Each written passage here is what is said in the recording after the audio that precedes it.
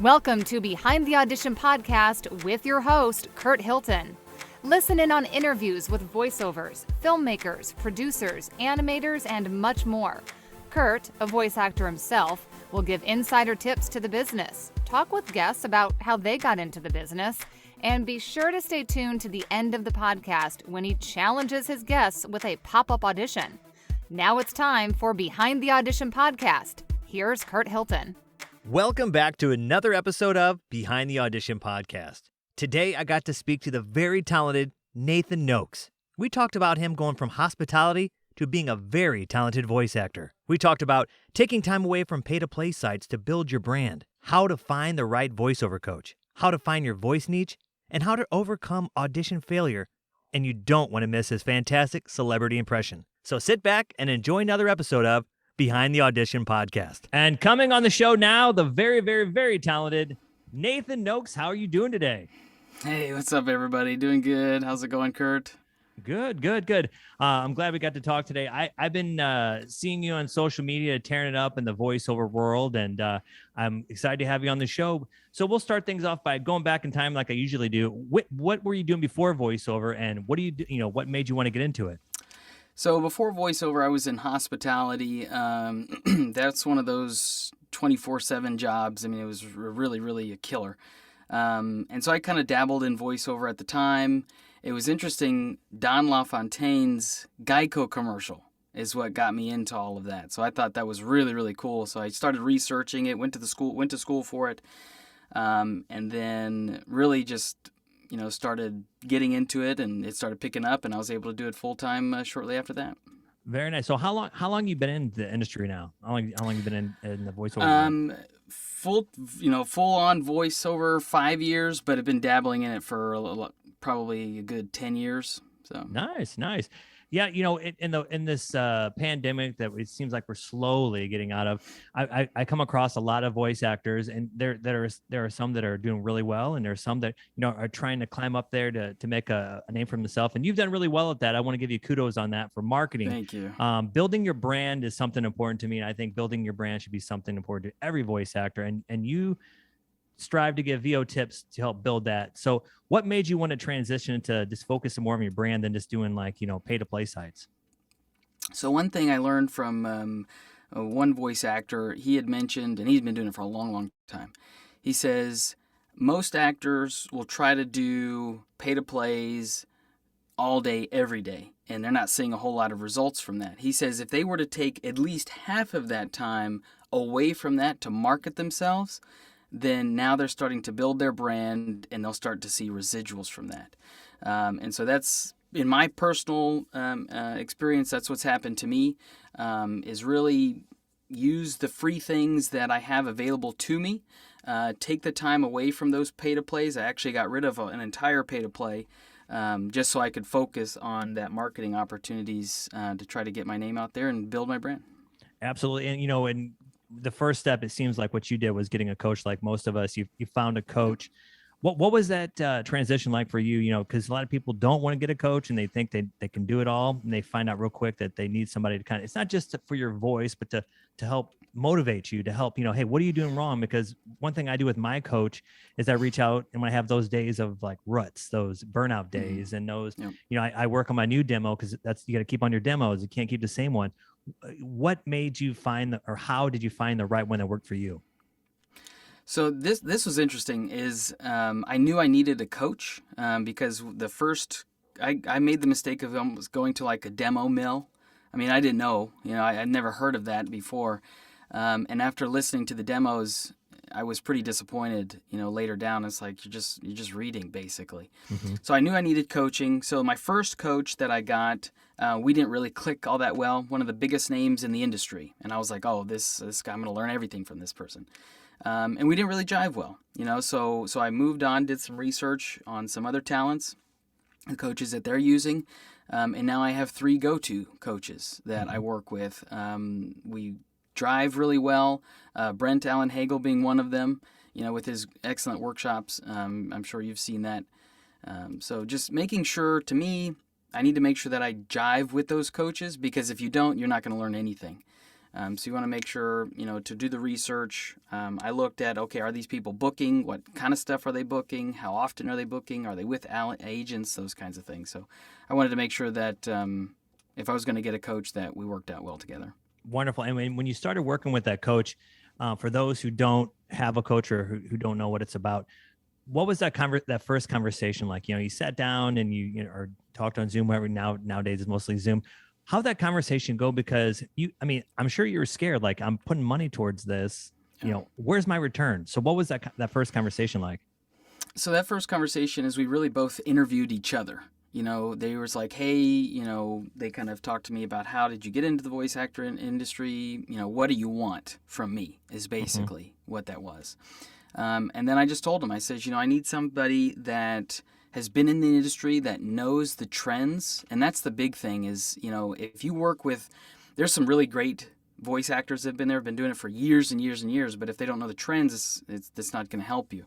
Right. So that was one thing I made sure is, they knew the trends. They had great demos made by amazing producers. And yeah, it's expensive. Some of them are $150 to $200 an hour. But I saw huge improvement, even with just in the month that I was working with them.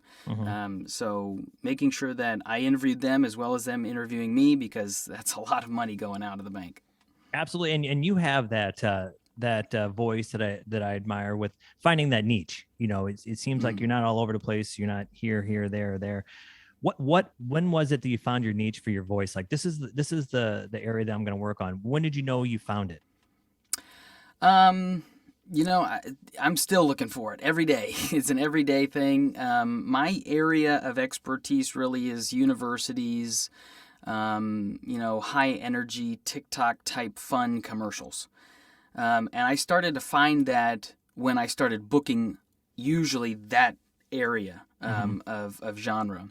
Right. I coached with promos, I coached with animation, I coached with all these other things. But when I started getting all of this work in this area, I knew exactly where I belonged. And so now, instead of me trying to go to these trailer houses, be like, hey, I hear you want my audition for a movie trailer. Don't waste your time. If that's not your skill set, if that's not your chops, stick within, your realm. And some people are really good at going all over the place. Well, that's not me, so I know exactly where to stick my head in. So that's me, is when I started getting those jobs in, I knew where I lived. That's great. And so I like to talk to people about, those times where you have that first audition that you bombed and you're like, oh my gosh, I've had a couple where I knew it was bad and I sent it, I knew I shouldn't. And I got a call back saying, what was that? That what you went in there, voiced it, and just sent it. Talk about a time where you bombed it and you came back and you wish, oh my gosh, I could have totally done it this way. Yeah, I mean, that happens several times. You go in and, like, for example, I'll do a read and I'll do 2 or 3 takes, and to me it's like, it just sounds like I'm reading, and I'm trying to get out of that. Maybe it could be just the way it's written or how I feel that day, or it didn't warm up. Right. And I'll send it. And I was like, this is so stupid. But it was to me, usually when that happens, it's, hey, we need this now. We needed this audition yesterday type thing. And you get the email in 5 minutes. And so to me, it's like, I've learned from those experiences where it's like, okay, yeah, they need it in 45 minutes. Just relax, wait, listen to it. If it doesn't sound good and you know that you're not going to nail it, don't send it. Right. Because it's a lot better not to send an audition than send a horrible audition, and then your agent's like, what's going on here, or the person that you send it to, the casting director, is like, yeah, let's not call them again. So it's super important to make sure that you can get it right. Yeah, absolutely. I found myself, and Charlie Turo had on the show in the past, and we went over some things, and I used to be to a point where I do all these auditions and I would accept them, but then I was like, you know what? I'm burnt out. I don't want to take everyone. You don't, take the ones that fit your genre, I guess you'd say. And then, go do the audition and wait a little bit. Cause if you're excited about something, which I'm sure you've been excited about a bunch of projects, you're like, I'm going to nail this, audition that, walk away, come back after 10 minutes, listen to it, and you'll be surprised what you find. You know what I mean? It's just, there's things like that I always recommend. And I saw that you got one of my favorite sparkling waters, Waterloo. Congratulations on it. That's awesome. That's like one of my favorite. And so was that something you wanted to do, is find a brand to be the voice of? Yeah, I mean, I'm still doing that. Finding something that's really cool and fun, because Waterloo's they're a fun, brand. Right. I follow them on Instagram, their TikToks and everything like that. So it's like, for me to be able to be a voice, even for one commercial for that brand, was a lot of fun. Mm-hmm. They were like, hey, we want, because I looked at the specs, I'm like, oh, this matches perfectly, Right. and you do you do the audition and then you move on. Right. And then the agent called me and they're like, hey, they wanted you, and I was like, me? Okay, fantastic. It was cool. So there's great people to work with, and I had a lot of fun recording that. Yeah, I was at the store, and I don't know if you do this too. Do you ever, like, when you buy products and you things you really like, do you ever practice reading what your voice would be like for that script? All the time. Yeah. My girlfriend and even my mom are like, oh my God, how many times are you going to read the same thing? I'm like, wow, I got to practice, Oh my gosh. Yeah. We're driving down the street, seeing signs, like instead of having a GPS voice, you're doing it. And I think that's important to practice on everything. So how much do you read books? You like to practice reading? Is there something that helps, keep your reading skills sharp? Yeah, I mean, read all the time, and the best thing is cold reading. So just find something that you've never read before and read it out loud and see what happens. And do that on a daily basis, because that's, for me, that helps a ton. Especially with all the scripts coming in too. Absolutely. And one thing I'm going to give you a shout out to is, and it's actually great. I talked to all my guests about this too. LinkedIn's a big networking force. I think it's great to build a book of business for voice actors in case they might want to use you for something they can't do, but build a following that's going to be beneficial for you. And you seem to want to do that too. And one thing you did was, if you want to find I think it was, you're talking about, if you want to work for an animation person, look at that animation under IMDb and then find them on LinkedIn. That was a great pointer. What made you come up with that idea? So a lot of my coaches, especially, I think it was Brent, he says, it's great to have your friends in your LinkedIn, but your friends aren't going to pay your bills. Right. He says, you need to go find the people that are going to hire you. And so when I was just sitting there waiting for the credits to go through, and I saw casting director, and I was like, brilliant. So then I go, I'm like, oh, let me just see. So then I go to LinkedIn, and sure enough, there they are. So then I'm like, okay, does this work with other movies? And even just, like, for example, we went to go see James Bond the other day. They have ADR recording on there. They've got casting on there. So going in and just saying, hey, I loved what you guys did with the movie, and then just leave it at that. So now you're building your brand to find people that are looking for voice actors as opposed to just voice talent. It was such a good pointer, because I do think with marketing, some people just reach out, and it seems to be going down, hey, I'm a voiceover, let me do your voice, blah, blah, blah. And it was like, there was a time where it was like, I was throwing up an email all over the place. And even people were reaching out to voiceovers. Hey, I can be a voiceover. What are some marketing tips that you can give us that seem to be easy, but it's not, it's something you wouldn't think of to do? Yeah, I mean, so when you're looking for casting directors on LinkedIn, I made the mistake early on is don't ask for work, because then sometimes it sounds like you're desperate. Right. So building a relationship is the number one thing, whether it be LinkedIn, Instagram, TikTok, whatever socials you like to use. But for LinkedIn especially, find something that they're really good at, or they did really well. So for example, going back to James Bond, hey, you guys really mixed this ADR fantastic, and then just leave it at that. And then what I do is I truly believe out of sight, out of mind, right? So all of us voice actors, we love to send emails to casting directors. Hey, do you guys have a roster? Right.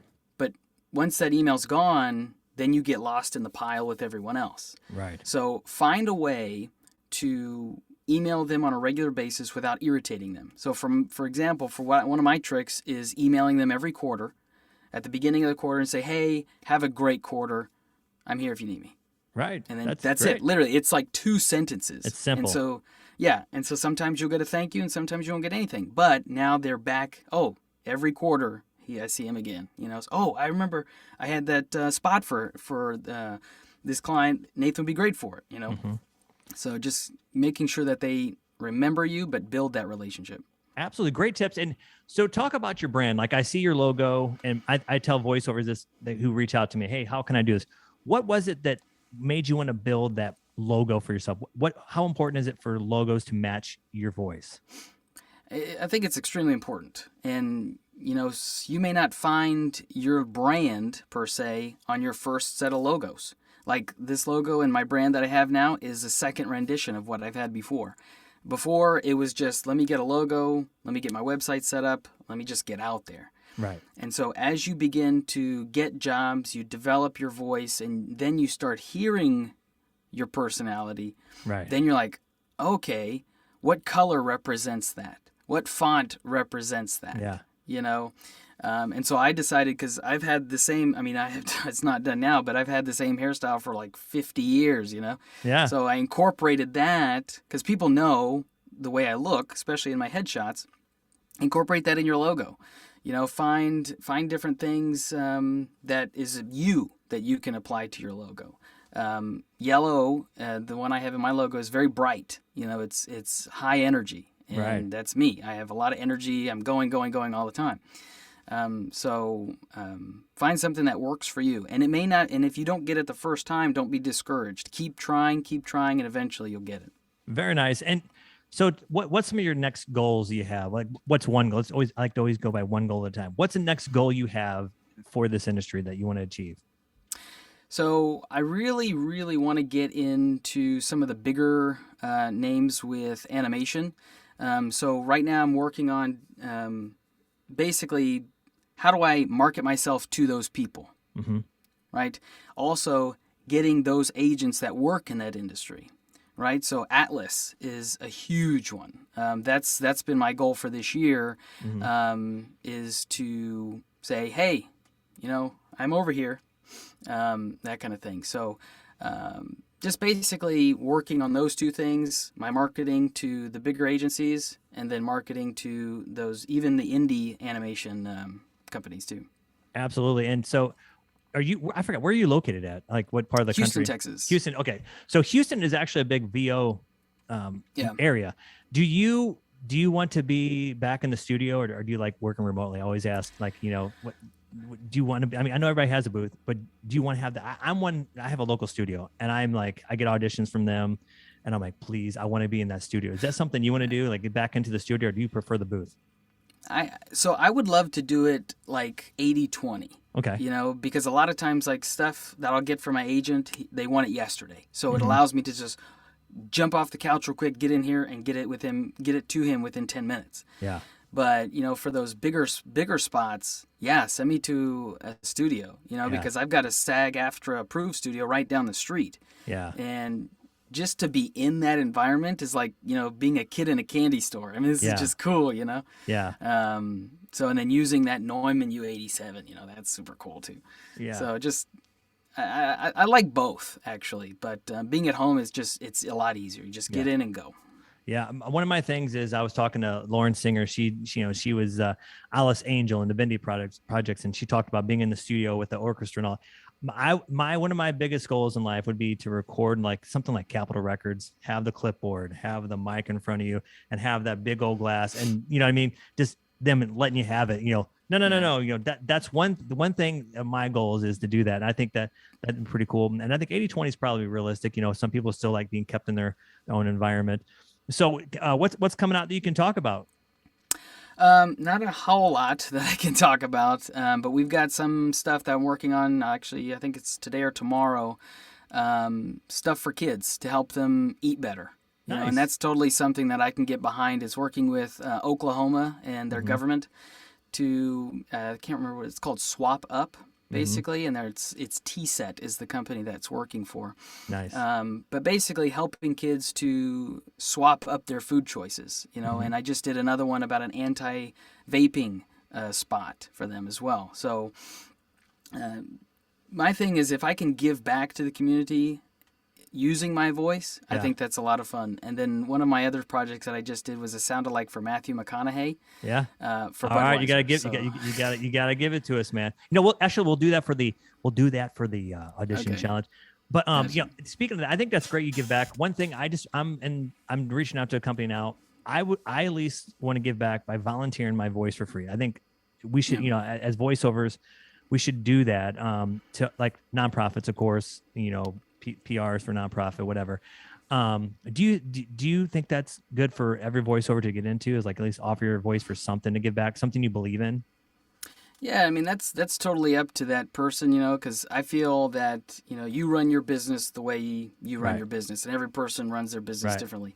And I've met some actors where they're like, no, you should never give it away for free. And then I've met some like yourself where it's like, do it for nonprofits and religious organizations or, pets, shelters or whatever, that's totally up to you. And if you want to do that, that's awesome. I wouldn't do it regularly, because this is still your business, but offering it, even trade outs, I've done that before. It's like, hey, if you guys do this, I'll do this for you. Right. So it's all about, the relationship building and what your company can offer. Absolutely. And my last question before we have some fun, where do you see, I mean, you're young, I'm 46. I've been doing this since 2001. Where do you, like, since you started, where do you think the voiceover industry is going? Do you think it's still going? Do you still think it'll be pay to play within 5 years? Or do you think it's going to be back to studios or everybody's individual brand? I'm not going to talk about AI. I never like talking about that. Where do you see that going? So me personally, I think those big people in LA and New York are seeing the benefits of not having everybody in the studio all at once. Now, there are benefits. Don't get me wrong. It's amazing to have everybody all in the studio, especially when you're doing animation. But there's so many more open talent out there now that, you can do high quality with Source Connect. You've got your Sennheiser, you got your Neumann or whatever you have. And so now it's giving those of us that don't live in major markets like LA, Chicago, New York, to be able to play with some of the big people that are out there that, are SAG eligible or whatever. Nice. So I think we're still going to go back to studio, but it's not going to be as intense as it was before, where you had to live in LA or you weren't getting the job, So, I think, and actually I had a call the other day. He said, if you're not in New York and you're willing to travel, you can do that, or we'll go with Source Connect. Wow. And so now it's starting to go in that direction, just from my limited viewpoint. So I think that's where it's going. But pay to plays, I don't think they're going anywhere.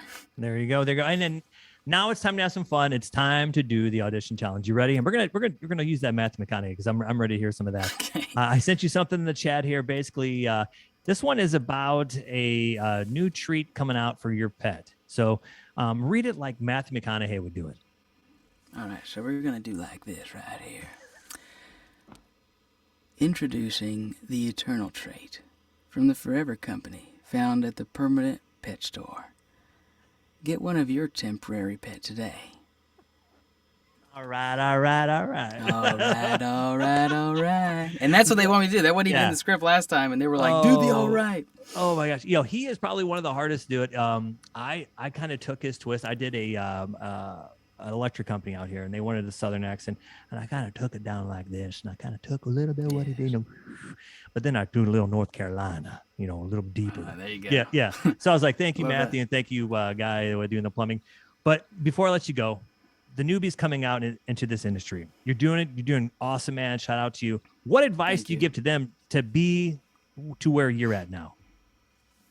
Motivation, because you're going to get in to audition, and then you're going to do 300 or 400 auditions and get maybe 1 or 2 short listings. Right. Don't stop, because what's going to happen is Rome was not built in a day. Your voiceover career is not going to be built in a day, 2 days, 5 days, a year, 5 years. Stick with it. Learn from other people. Get training. And don't rush it. Because some people will make that mistake of rushing, and they're like, I got to get my demo tomorrow. Yeah. And then it sounds like garbage. And then they're sending it to people and people don't want to listen to them anymore. So take the time, make a plan, right? I want to be here within the next year. I want to do this within the next 5 years. Yeah. And so make that plan, be patient, and work on your marketing, work on your business plan, work on your conversational reads. Yeah, man, I love it. And that's why I'm glad I got to have you on the show. Thank you so much for being on Beyond the Audition, Nathan. You're awesome, man. And I love seeing you grow. I think you're a very positive influence on the voiceover industry. I think it's, you're not like ones that just spray things, hoping to make a bill. But you do a good job, man. I just want to say thank you so much, Nathan Nokes, for being on Behind the Audition podcast.